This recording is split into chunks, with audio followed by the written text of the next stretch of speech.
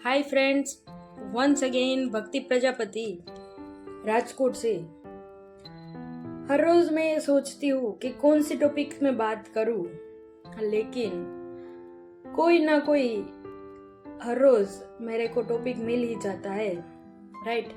लेकिन टॉपिक ये सारी डिटेल्स, ये मोटिवेशनल, ये मेरे को बहुत अच्छा लगता है, राइट। तो मैं चाहती हूँ कि मेरी तरह भी जो लड़कियां है, दुनिया की सारी लड़कियां है, वो सारी लड़कियां ऐसे ही फेमस हो और अपने मन पसंदीदा जो भी सोच हो मन में उसका वीडियो बनाए और शेयर करिए।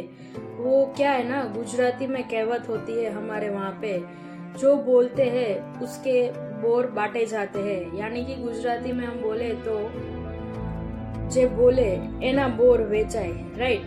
ना बोले तो बाजरो भी પડ્યો રહે, એવી અમારી ગુજરાતીની કહેવત છે।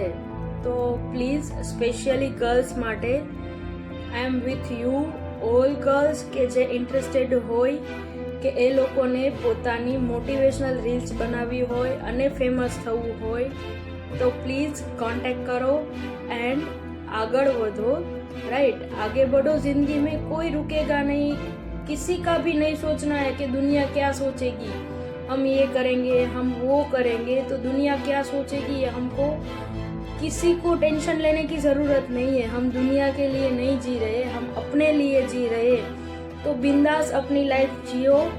Okay, thank you once again.